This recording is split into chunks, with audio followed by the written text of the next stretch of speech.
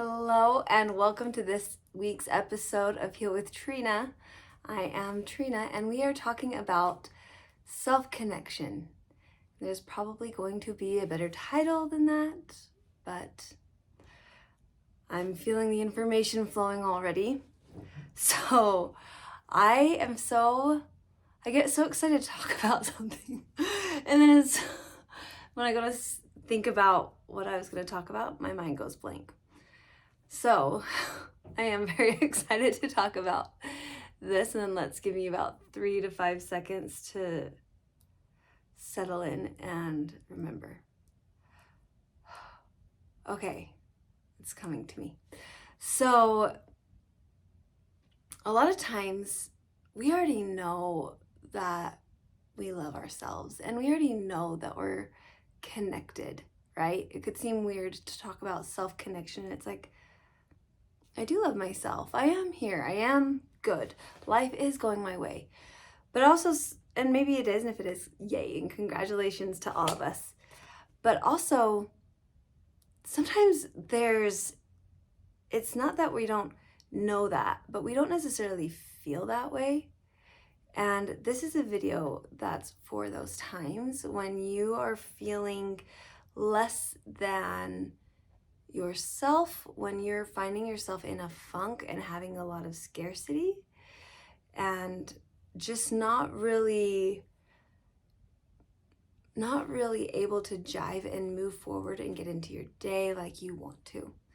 And that's when it really does come down to, how is your connection with yourself? And a lot of times when we get distanced, when we get busy, we don't realize it, but we've gotten into a habit of putting ourselves on the back burner. And I recently found myself doing this, just not even noticing it was happening when it was happening. I have a few dear friends of mine who are going through divorce, and kind of two separate ones back to back. I have a lot of clients who are in the thick of it, knee deep, and it was very easy to just jump into, what do you need and how can I help you, and just kind of felt like being a good friend. And same with clients, it just seemed like, oh, I'm here to help, here we go. And today I took some pause and I took a break, and I realized I am doing such a good job holding space for them. And I know I love me, but I don't know the last time that I really have felt like that solid connection with me that I'm used to having. And it's little things slipping. It was my daily routine getting a little bit shorter and shorter. Or I have like a morning routine that helps to ground me and just set me off right. And it was like I had this momentum going, and that felt so good. And then I feel like I just started to put less conscious effort into what I was doing. Like I was doing my gratitude journaling, I was getting up and checking in with what my goals were, but I wasn't like feeling into them like I have in the past. And so whatever the reasons may be, things just kind of fizzled. My self-care routines and the things that keep me with a full cup just started to fizzle out. And that happens all the time too, with like kids and having someone at the house that's sick, and naturally they're going to need more support. And that's also when I try to remember, I also need to be aware of my energy levels and where I'm at, so that I can attend to my family like I want to. And so it all comes back to this connection we have with ourselves. And we talk about it all the time. Like, I just need my girl time. Oh, it's been so long. And you can just feel yourself feeling better when you get into those situations. And it's like, why haven't I done this sooner? Or going out on a date with your guy and or your girl, But going out on a date and feeling like, oh, I haven't experienced this sexy, alive, flirtatious part of me in a while. And you can wonder, hey, where did our sex life go? It's like, but again, things started to fizzle down the wrong way. And it's like, we stopped going on dates because we were so busy, and we started putting other things, in front of it because we were in such a good place. And then it's like, oh, 3 months down the road, it's like, when's the last time we sat down with each other and we were a couple? And so it's the same thing. It feels like it happens out of nowhere, but really it's something that's building up. It's something was once on the forefront of your attention, of your day. You're very conscious and aware of it. And then somewhere along the way, it just got scooched back. But I want you to recognize that we have the ability to scooch things forward and to prioritize them again and to get things back into balance always, of course. And that it really is our attention. It's not about, even with your partner, let's say, it's not like, oh, we fell out of love. Of course, you love each other. But it's those little things that keep your relationship alive. It's those stolen kisses and those glances and that quality time, and really catching yourself when you're sitting with your partner and you're hearing them, but you're not really listening, versus sitting with your partner and like, oh yeah, this is their life. This is important. They're telling me something. And so you kind of bring your focus around. And that's the same thing that we do with ourselves. It's easy for us to recognize that we need to do that with a partner. It's easy for us to see that.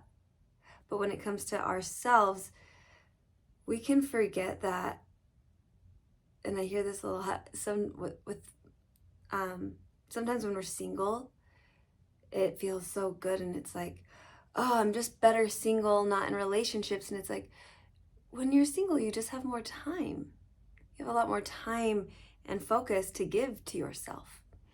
And so it's easy to keep up on your boundaries. It's easy to keep up on those important things that fill your cup, be it exercising, meditation, going out and trying new things with your friends. Since you're front and center, that maintenance, that self-care, that self-maintaining, it's just natural. So I want to talk about self-connection and why I scooted the trauma stuff to next. And it's, trauma really challenges the way we connect with ourselves, and it gets very disrupted. And if we don't have a good foundation or practice with just like connecting with ourselves and getting into a rhythm and a flow and finding what's working for us, going in and having to do it in extreme circumstances is just going to be more advanced. It's just going to be more difficult. Common sense.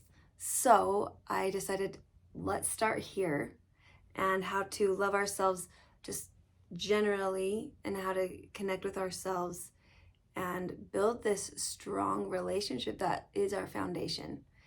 And then once we've gotten that down, for those of you who are interested in learning about loving yourself through trauma, you'll know what I'm talking about.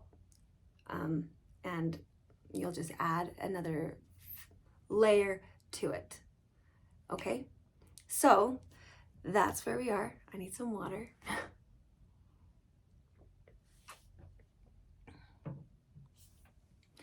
So this connection that we have with ourselves, it's a relationship. It's a relationship, and just like a friendship, just like a relationship with another person, it's not enough to have an idea in your head of how much you love them. It's not enough to know you love them and to just keep it to yourself. You have to show them, right? It's very much thinking about paying attention to what that person wants, to what they like, to what they don't like, respecting their boundaries, learning about what their boundaries are. It's learning about what their triggers are. It's knowing what role you play in their life if you're coming in and trying to fix them versus coming in and supporting them to do their own work and trusting them to be their own leader and good steward of who they are. And that's all, it all comes down to self-awareness. Self-awareness is huge. But it eludes me. I do not know why. Maybe it'll come out in this video. But for some reason, us to us, it just kind of feels like, it can feel like that's just too exhausting. Or, I don't need it. We can be the easiest person for us to skip over. Because it can feel like it's so important to show up and to give in those relationships and to uphold them and those friendships and in our families. And so the idea of kind of brushing yourself aside for so many of us, especially as women, it's usually just kind of becomes second nature. If you're feeling like, I don't know the last time that I've really felt that like solid, connected, grounded, peaceful feeling of being me. Or maybe you never have, and that's something to work towards. No need for judgment either way. But understanding, one of the things that was most transformative for me was the aha moment of, I've got to actually participate in this dynamic that is me. Like, this is not an automatic thing. I am not an automatic thing. And I don't know why that took me so long to figure out, but it did. Just did. And that's okay. This is life, and we're learning, and this is a journey. But a good example, I'm getting ahead. So recognizing that I needed to participate was just like mind-blowing. And I went through this time period where it's like, it didn't feel like any of my relationships were working. And I could tell, like, and I wasn't trying to, but I felt like I was like sucking the life out of my partners. Or I was like way too demanding or asking for too much, but I couldn't figure out how that was happening. And what I realized was I am putting too much on them. And not too much like in a external context, like you have to do this. But there was an emotional weight. It's like, if I'm not okay, I need you to make me be okay. If I'm having a bad day, I'm not gonna rely on me to help me through. I'll try, but like, I'm gonna cling to you and whatever you can do to help me through this. Which turns out they can't do that for us. People can't take our emotional pain. They can't take on our battles. Even if they wanted to, like I always use this example, like they can't jump into me and like be Trina and like fix my thoughts and help me to have a pleasant inner dynamic, which is really what I was craving. And I didn't even know. But it's like, when I would be with them, they would kind of be this distraction. And it'd be a relationship, a friendship, but it's like, and I would just give them all of what I'm thinking, what I'm feeling, what I'm going through, how hard it is. Let's go do something fun so that I can get out of this funk. But it was like, I wasn't ever really wanting to address it. I thought I was, because I was like, I'm going to go be with friends and I'm going to get out of this funk. But what I realized is all I was actually doing was escaping, avoiding, and putting it on other people. Because I would go and I'd tell them and I would like expect that to fix it, or expect them to have an answer for what I needed to do to have a better life. And it's like, they don't know me. Like, they know me, but they don't know what I need. Not really. They don't know what I want. They don't know what inner workings and mechanisms, what's going on in my brain, the thoughts that I'm having, what I'm obsessing over. I mean, they did because I was oversharing, but and so for a long time, I just thought the remedy to this disconnection was external. And I wasn't having these thoughts like the remedy for my self-connection is external. That's not how we talk to ourselves. That's not how I talk to myself. But that's the vocabulary I've come up with since, because it describes it pretty perfectly. So that was how I first recognized something's awry, because I'm not having the friendship dynamics that I wanted to have, because I don't want to sit there and talk to my friends about every bad thing that's going on in my life. And like, as I thought about that, I thought if they kind of distance themselves from me, this is a very vulnerable one, but I thought like, well, honestly, I probably wouldn't want to pick up my call either, because every time I call them, it's kind of to complain. And that's a lot. And we've all been there, and we've probably all had friends that were going through something. And honestly, I don't think we know. I wasn't trying to pull people down. I wasn't trying to be a drain on anyone. But it's like, because I lacked the ability to understand myself, I really wasn't able to walk myself through any part of life successfully. I would struggle through everything, really. And it's not like I was a good friend. Like I don't want to be one-sided, but I'm kind of bringing this up to show an extreme. But because of course, like, I would show up for my friends and they would complain to me. But it's like, I know that it wasn't fun, because sometimes I would dread their calls, because all we're going to do is sit and complain about things. Or all we're going to do is kind of woe is me and throw ourselves these pity parties, and then go out and escape life and avoid what was really going on in here and in here and in here, just in me and in them. So that was my first, like, when I realized, like, they really can't. Like, I've got to get my shit straight. That's how I put it. But I gotta get clued into something. So, and we just do it as a society. So that was the awareness, and it's like, okay, great. I gotta be in charge of this. The second one, and this helped me a lot with it, was our emotions are so real. Our emotions and our thoughts. I decided, what if I looked at these like they were physical sensations in my body? And if any of you, and this is what I was going to jump ahead to, but now we're here. If any of you have ever yoga with Adrienne, she's on YouTube, love her. But I love how she does yoga, because she's not necessarily about the perfection of the poses. She does teach the technique, but she really asks you to listen to your body.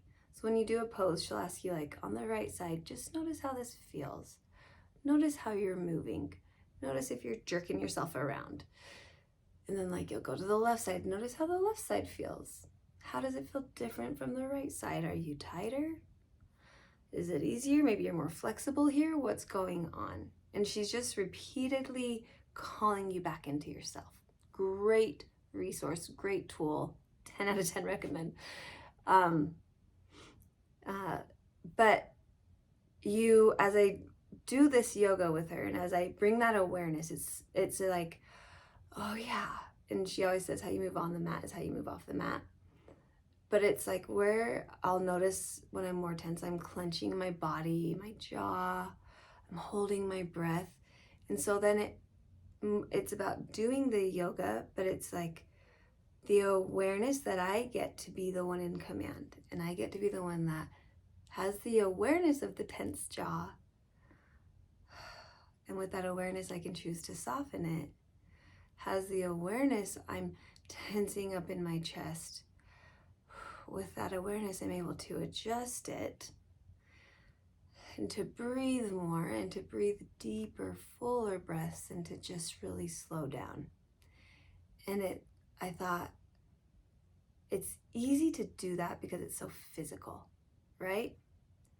But if you could place the same importance and lack of judgment onto your emotions, and let's add that in. So you're doing the yoga and you're feeling you are tenser on your right side, okay? You're not like, I'm gonna ignore that and I'm gonna push through and I'm gonna like injure myself. That is not logical. There's not a judgment, it's just a noticing. It's an observation. Like, ooh, yes, I am tense on my right side. Okay, let's do my left. Not as tense. And it's like, okay, and I can just notice that. I don't need to carry it with me. I don't need to take notes on it. And like tomorrow when I come do yoga, my right side is going to be tense and I need to remember that.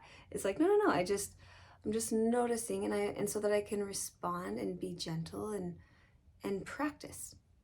That's it, right? And there's not really a right or a wrong way. It's just kind of, this is where I'm at. So if you can take that same perspective we have with our physical bodies, and if we could apply that to our emotional state of being in our inner dynamic, and understand that when I'm feeling grief, it's real. It's not something, and if it was stored somewhere and it was tight and it was hurting, it's not something to be shoved down and ignored. It's not something to push through. It's not something to judge and to carry around and go, oh my gosh, I have this grief. It's just something to be aware of and then to learn how it can be tended to. And just like when doing the physical things of breathing and noticing it and adjusting to your practice and, okay, I'm going to be softer on this side because it's heavier right now. And it just kind of makes sense. That's what it's supposed to be with our emotions. Going through life and recognizing, I know I love myself, but I'm not feeling it. And instead just immediately allowing the observation of that and just that I noticed. And then going, okay, what's gone on there? I've not tended to myself in a minute. I'm tired and I'm kind of depleted. And so funny, I can't tell you the amount of times that I think that something's like wrong in my life and I sit there and I realize like, I'm just depleted. I'm just tired. What is it? HALT. If you're hungry, angry, what's the L? Something, or tired. Yeah. Lonely. Hungry, angry, lonely, or tired. Because you're not really connected to yourself. You're being affected and influenced by those things and you're not experiencing your true authentic nature. So when I started to get into all of this awareness, I realized the reason it doesn't feel good to have this dynamic of complaining, even in my friendships, is because I'm not my complaints. And I am not the things that I've experienced. And so when I'm going out with these people and or talking on the phone with them and we're just talking about our misfortunes or the things, there's a line. There's sometimes talking about those things so that there is connection and people do know what's going on with you and so that you can reach out for help. And it's very much so a part of being authentic and feeling worthy of love. But this is the dynamic of just, I'm trying to process this and I don't know how, so I'm just gonna kind of sit there and play, like you kind of just throw this energy back and forth. And the thing about energy is just because we can't see it, though, you're putting emotion and belief into this. And the more you talk about it, you create this charge It's called an energetic charge or an energy charge. And you create it enough, it kind of takes on this life of its own. And it's something that you carry with you in your energy. And it, as much as you're trying to get rid of it or figure it out, the more that we talk about these things, they grow and become more of a part of our world, and they become a part of what we call in. And so now, knowing this now, the last thing I want to do is talk about and complain about things, because I don't want to create it and bring it with me and pack that around with me, because complaining is going to bring me more things to complain about. So that's a fun little factoid. But coming back to this self-connection, which I guess that's included also. But it didn't feel great, those friendships, not because of the people. We weren't actually experiencing each other. Like, it wasn't this connection of here's my heart and here's what I love and here's what I enjoy.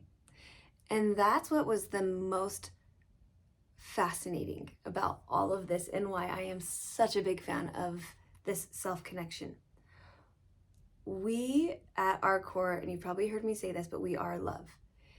And what I mean by that is you cannot be your true self is a high vibration. That's just what it is. It's a vibration of love, meaning we're made and brought into this world, and it's our second nature to feel good. You don't have to teach it. It's what we want to do. If you ever watch children, it's so easy to see. It's like they are on a mission to play. They are on a mission to feel good. They are on a mission to have everything that they want. They want that candy bar. They want that cake. They want to eat the good foods. They want to run around outside. They want to touch everything. You don't have to say, hey, go and have fun. You don't have to explain joy to a child, because that's what we're made to do and experience and have and be in this life. And so knowing that, when we experience stress, and we say all the time to kids, we're like, oh, enjoy being a kid because you're going to grow up someday. And it's like, well, we're translated, what we're saying is when that lightness, oh, we miss that. Because we have learned to take on and to practice being in more and more states of stress and distress, which is actually disconnection, and it's a lack of trust. It's a lack of believing in yourself that you'll be provided for, that you are capable of overcoming what's going on with you in this world. It's a lack of awareness that you are not your struggles and your experiences. And so going through this, what you realize is we become cut off from our truth. We always are here, but we put our truth, our inner being, kind of on this back burner, and we prioritize the important things, the things we need to stress and worry about, and so they get done, rather than tuning into and tapping into the love and our ability and our power. It's our power, and moving from there and trusting it'll be okay. And as I started to unwrap this, I just felt like this makes so much sense. It makes so much sense. It's our approach. It's our come from. We get bogged down by what's not us. And the way I know it's not me is because I can sit down and work through something, do some healing work, and release the heavy emotions and beliefs that are there, and they'll leave. And they will not come back. They will just leave. I don't feel like you can heal away parts of your personality that are meant to be you, parts of you that are you at your core. What's for you is for you. What's for me is for me, because it's who I am, and I can't separate from that. As much as I try. Just kidding, I don't try. But sometimes we do, because we don't understand ourselves. And so trying to get rid of those things by complaining. Had I instead taken those things, sat with them, and treated them like that, like those muscles, treated them like a physical issue, and just went, this is just something to be stretched out. This is just something that gets to be brought to my attention, tended to, learned from, and moved on from. Goodbye. Just like a muscle, I feel a cramp. Where is it? Stretch it, breathe through it. Don't get obsessed with it, because you know if you tend to it, and it'll go. And it teaches you, I need to stretch more before I work out. I'm skipping that because I'm in a hurry. There's not a big thing to figure out other than just, oh, I'm not approaching this in a way that's helpful for me. And so that's what self-connection is always, that's what it's always trying to bring us back to. Here's us, we're going through life. We experience something. How did that affect how we see ourselves? How we show up in the world? How does that affect me? And how can I learn from it? And then let the negative energy that would cause me to feel disconnected and unworthy and pull me down, how do I learn from it and move past it instead? And that's when I realized, oh, let's take relationships, because we've been going there. That crappy relationship that I was in, that was me that was there because I didn't really have great boundaries, and I didn't hold a high enough standard for myself. And so it came, and I would have been out of it a lot sooner had I held better boundaries and seen myself in a higher perspective. And it was a signal to build up my core self, my self-esteem, my self-confidence. That was a signal that I am not thinking high enough of myself. That is not the signal to stay in it, to try to earn love and earn approval and appreciation by overgiving and abandoning my own needs. Like, I know, light bulbs, right? And instead of judging me and being like, oh, I'm damaged goods, and getting wrapped up in it, it's like, oh, I don't like how I'm being treated. I don't like how this is feeling. I'm asking for things. I'm asking to be respected. I'm expecting to be upheld. That's not happening. That's my sign to go. Because I got those signals from myself. I got those signals that this wasn't good. I got those signals that I'm not being treated how I want to be treated. That was it. That was the whole, my body did great. I did great. My energy, my intuition, I got those gut feelings. I got those nagging pains. I got that inspiration from spirit telling me this isn't lovely for me. So where was my listening to me?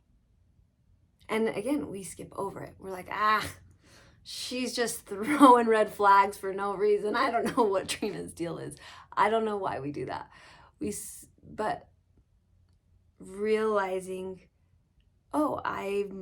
everything's working perfectly up to snuff. Like, I'm getting all of the signals that I need. But if I'm used to drowning myself out, if I am used to shutting myself up, if I am used to, and even if it's for good things, you guys, even if it's for good things, if I am used to waking up, checking my phone, seeing what my boss needs, checking on my kids, seeing what they need, checking on what my husband needs, checking on what the dogs need, whatever it is. Those aren't evil things. Those aren't bad things. And we've got a household here where we have, one of the kids has type 1 diabetes, and trust me, that requires you to check on them all the time. But learning to ask myself, how am I going to counterbalance this much giving? Not that I don't want to freely give, but if I'm going to give, I need to have something to give from. And so becoming conscious of, if I'm always doing those things, and like, Trina, you're fine, and shoving me aside, then I'm the one that's like tuning down those signals and tuning out of them. And even our body, like, we can really get into this place of mind over matter, and I'm not gonna listen. Like, I'm hungry, but I'm on a diet. My body wants to eat that, I'm not gonna do it. Not really realizing that those cravings are our body's way of sometimes emotional eating, yes, but also of wanting to get nutrients. And maybe we do need sugar. Maybe we are craving a big fat juicy steak because we need those proteins and those fats, and we need the iron. And so we're living in a time where it doesn't have to be due to trauma. It doesn't have to be due to this big heavy thing, but we're living in a time where we're learning to be overly I said 3 things at once. Wow. Overly disciplined, overly strict, and hard driving. We've taught ourselves to override so many of our systems. And we do it in the name of being selfless, in the name of being a good wife, a good partner, a good mom, good stepmom, a good sibling, a good friend. It's like, I'm not going through what they're going through right now. Of course I can help. But if everyone does that, then it's not going to be long before nobody can help anybody, because nobody's tending to their own needs. And they say it on the airplane, put your mask on first and then your kids. Do you. And we hear it everywhere. Do you. And it's like, but for reals, it doesn't take long for me to feel off. And I don't have to go out and do these wildly inappropriate, like, toxic things to feel off. It's just like, like, I did my yoga today, and I was like, when's the last time I did that? And like, I've done my breath work, but it's like, I've rushed through my breath work, and I've rushed through my morning routine. And honestly, I've wanted to show up for people there, and there. But it's not either or. And I don't know where that came from. But like, somewhere in us, especially as women, it's like, it's me or them. I have to put on mine and then I help them. And it's like, but yeah, you do need to let yourself be clear-headed, and you do get to come first. And what a gift, because when your kids see that happening, and when your friends know that's happening, and even your spouse does, what a relief. Because to me, it's like, I know that you are going to he's going to keep himself good. He's going to fill his own cup. Do you know how nice that is to know? For me, I am like, great, so that I can experience you. Not you stressed out, not you drained and depleted, not you, the shell of you, not your husk, because you're so withered from your day and from the demands of your life and your obligations. And same for me. You're going to receive me, fund me, like replenished and nurtured me. I'm going to take care of myself so that I get to experience myself with a clear mind, so that I can do my best work, so that I can support myself and my sanity and people. So I'm not running to escape and avoid this depletion, but I am instead building myself up in these reservoirs. And you are too. And then watch us come together with our family. And I know I'm not over here being swayed by what are they doing? What are they doing? Is that what I should be doing?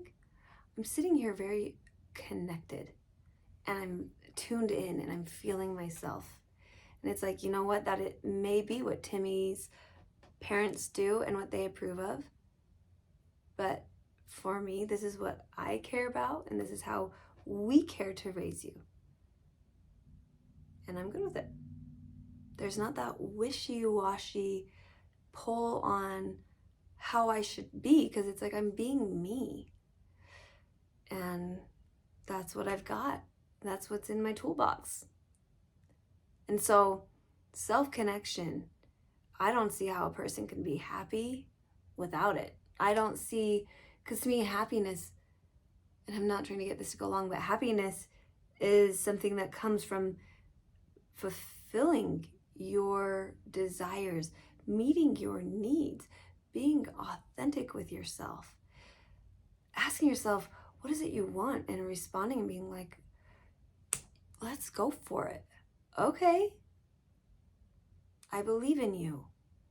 And that's what I found self-love, and we'll go into this more next week, but that's what I found it to be a lot about.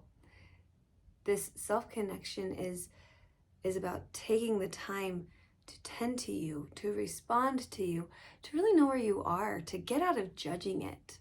Because we're all gonna zoom roller coaster, right? Like there's gonna be days that we feel on top of the world.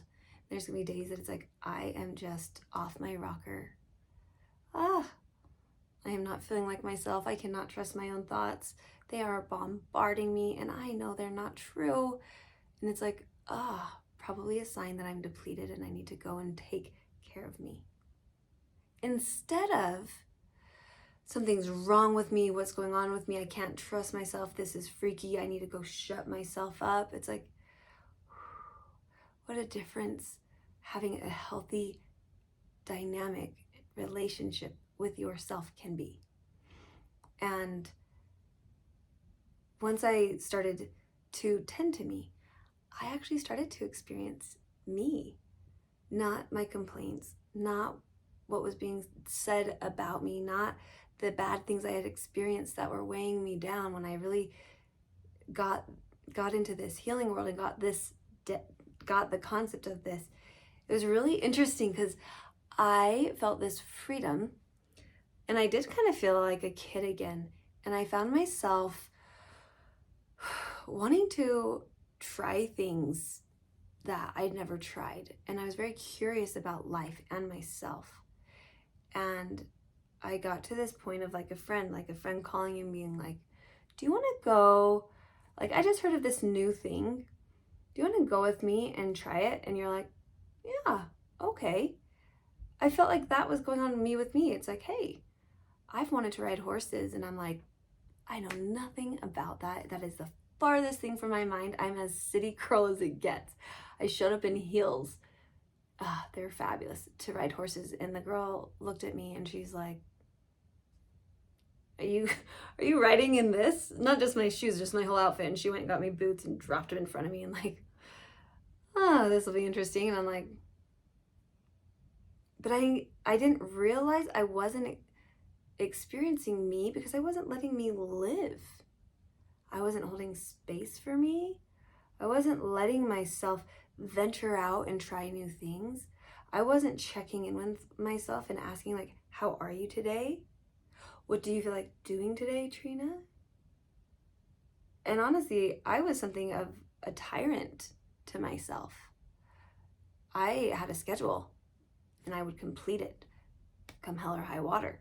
And I would get it needed to look like this. And I ran myself into the fucking dirt. Literally. I ran myself into the ground. Adrenal fatigue. It was physical. It showed up. My hair was falling out. And it was so bewildering to me because I remember thinking, I am doing everything right. I was perplexed. I eat well. I exercise, everything organic. I'm intuitive. But it's like, you are I remember it's like, Trina, you are doing the right things, but you are skipping you over. And just like you are working out regardless of whether or not you feel like you should. You're not tuning in to ask, what do I need?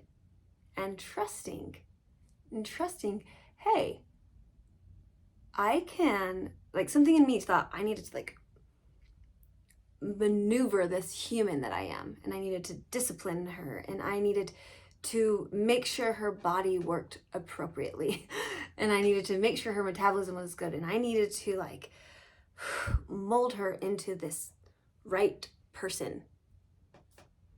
Again, not my thoughts, but it's like, this is what you do. This is being a good human, taking care of ourselves. And as I could not keep that up, and it was terrifying, because it's like, how am I going to get everything done? And it's like, I learned I needed to soften. And this is when I started to really challenge my beliefs. But it's like, why can't I get all of those things done? But it can look different than it's looking. And I felt like I have to give 150% every day. And I was like, that's daunting. When I started to slow down, I thought, what am I doing? I'm just being lazy, judgment. I'm not getting up and being productive. I'm just moseying through life. Ugh, judgy. And I recognized, like, I'm having a very narrow and controlling perspective. And it's funny to look back on it now, and I've grown a lot, and I'm proud of myself, and I love me so much. But I know I am not the only woman and person that's done this. This gotten caught up in perfection, got caught up in the idea of being my best self, but I didn't realize I was unrelenting and unforgiving, and I was just pushing. And I even took pride in it. Oh, I'm so sorry. But I even took pride in it. And now I look back and it's like, you can have a business that thrives. You can have a life that you love. You can have relationships that knock your socks off, and friendships that fill your cup until it runneth over. And you can have this safety and dynamic within yourself that is so beautiful and beyond loving, a relationship that you didn't know you needed to have. And it can just be this soul fulfilling feeling, like this self-realization that I can be my best friend. I can be supportive. I can lower the like standard of, whoa, like rock star, super mom, super woman. And I can be me, and that's plenty. And I can sleep in, and I can get my life done and my work done. And you know what? It's the craziest thing. But I can sleep in, and I can still function. And I can actually function better, because turns out I wasn't using my brain and tuning it for 8 to 10 hours of the day. I can actually do like a very solid 2 hours, and because I'm so well rested and connected and calm and in my higher functioning part of my brain and intentional and myself, it's just easier. I can do in 2 hours what used to take me 8. And I never work full time. I will never work full time again. I don't need to. Why would I? And you know what? My body, I can feed it. It knows how to eat. Who knew? Metabolize. Your body wants to be the weight you want to be. Your body wants to uphold you and take care of you. I know, surprise, surprise. It's what it was made to do. It's actually intelligent and it's wise.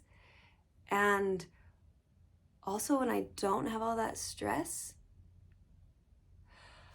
oh, talk about creativity going through the roof.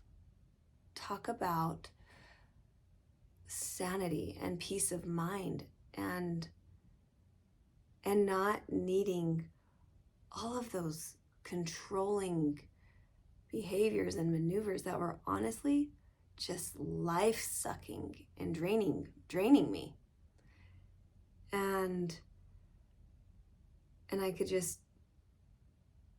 do what I love, take care of me, feel good, and just live.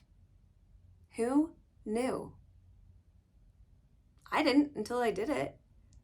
But all that it came down to was connecting with me, listening to me, trusting that I had my own back. Why wouldn't I? And I don't know when I began to demonize myself, or like feeling like I needed to go it alone, or like fight the resistance. I don't know. I know how weird it sounds, but you guys, it just is what it was. And it was such a weird feeling, just letting myself soften, receive help, be supported, and step into, like, I remember one of my mentors telling me, like, you have your gifts. Your gifts are your gifts. Your talents are your talents. No matter what, no matter where you are, you don't have to work so hard. You're good at what you do. If you're good at what you do, if you can play piano really, really well, you could play piano really, really well in like a concert hall. You could play a piano really, really well in the subway. You could play piano really, really well if you were in an area that was being bombed. Like, it might be startling, but you would have those skills with you. And so I don't know when we decided we couldn't trust ourselves so much. When we couldn't rely on ourselves to just make good decisions and trust the decisions that we made. And maybe there was a few that were wrong once in a while, but like, if you learn from them, were they wrong? And how would you know what were the right decisions to make if you didn't make the wrong ones? And so this connection, oh, it's everything. It's everything, and it's how you feel safe. Above all else, it's how I feel safe, at least. It's probably a little bit different for everybody, but I feel safe when I'm connected, because when I'm making decisions from here, I know they're what I stand by. It's not about what's right or wrong. It's just like, this is what feels right for me right now. And it's like, and I can feel the difference between, like, I want that to be what's right for me, but I'm not feeling called to it. And I trust that. I didn't used to. I trust that now. And so this month, we're going to play with turning up the volume, getting back into feeling your natural rhythms, your natural prompts, and getting more attuned to them, and realizing they've been there, they've been loud this whole time, but you have shut them up. We shut them up. We put ourselves on the back. And so we need to reverse that. We need to put ourselves on the front and on the front and on the front more. And to connect with ourselves, we need to do things. We need to take action, baby. We can't sit back and just, okay, I'm me, so this is gonna happen on automatic. It's like, nah, we gotta learn to listen. We gotta learn to pour in our cup every single day. There's not a day that you don't. How wild is that? And if you're thinking that's exhausting and daunting, it's not. Why would that? That's exciting. You get to and need to do something for yourself so you're not empty. Think of it like money. If you're never putting money into the account and you're only withdrawing, you're gonna run out of money, because hello. Same thing with energy. Same thing. We have to deposit, or we have nothing to withdraw. And why on earth would you live a life at an energy level of a 3? And that's what happens. a lot of times what happens is we start filling up our cup. I'll end on this, but we start filling up our cup and we feel like, ooh, I'm feeling full. I'm feeling good. So we go and we deposit and deposit and deposit. Not realizing if you were like a 1 to 10, you only got up to 3. You're not full. You're barely not empty. You gotta build and build and build. And the goal is not to keep this cup size of 1 to 10. The goal is to learn how to fill your cup and to let it flow over. Whatever that excess is, you can pour into others, but you want that to expand you. You want that to expand you so you can experience more of you, and you can operate and live from that expanded higher level of being place. It's your energy, it's your birthright. That's what you're supposed to do with it. And then to live from that higher vibration. And then the goal is to fill your cup 1 to 12, 1 to 12, stay at 12 until it's runneth over and you're used to that expansion. And then to raise it again. We aren't this living and filling us up a little bit and bargaining out what our love because we're starved for it is insane. Because there's an infinite amount, and I'm not judging, and I did it myself. So I'm throwing myself there too. But it's infinite. If you have 30 friends, okay, let's just talk about love real quick. If you got introduced to 2 more, would you ever think of saying, oh, I don't have room for you. I already have 30 friends and that's enough love. I can't give any more love. Like when you have a child, do you have to disperse the amount of love you can give them? Do you have to take some love from one child and give it to the other? No, it's love. You can love thousands of people, millions, without ever running out. And so it doesn't make sense that we live on so little in here and give ourselves so little of an infinite resource that's our divine birthright, and live on those scraps and expect ourselves to feel the love and abundance of beauty that we are. And what if all of this isn't having all of these worthiness issues and all of these self-confidence issues? What if it just comes down to a self-depleted, like that when you're living from depleted and not really connected, and so there's just not really anything lighting you up. It's a different way of thinking about it. But what I can attest to is the more that I've said yes to myself, and it's scary because it's like, oh my gosh, now what are we gonna go do? What am I gonna go try? I want to try everything. And it's like, okay, I get to be open to that. And it's a different feeling not being the sole driver of your life, but responding to what you're wanting and desiring and craving and trusting and leaning into it. But I promise you that you know what you want more than anybody. And when you say, hey, do this, and like just see, it checks out every time. It is fun every time.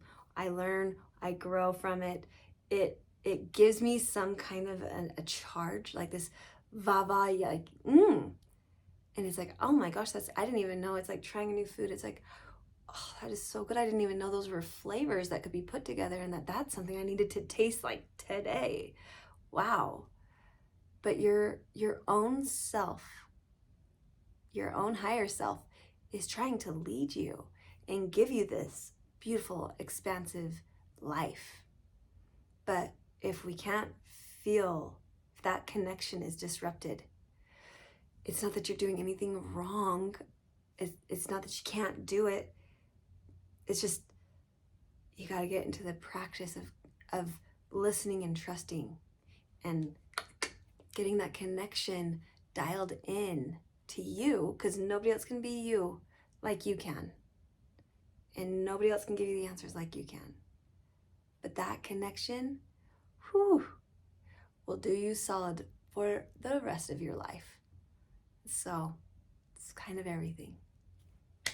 So glad I got to talk with you and share this with you. If you can't tell, like, whoo, it gets me excited and it gets me going because, yeah, we get to live soul lit up. We get to live connected. Till next week, love you. Love you so, so much. So happy to pour and let my cup runneth over, and excited for you to experience your cup running over. Love you. Bye.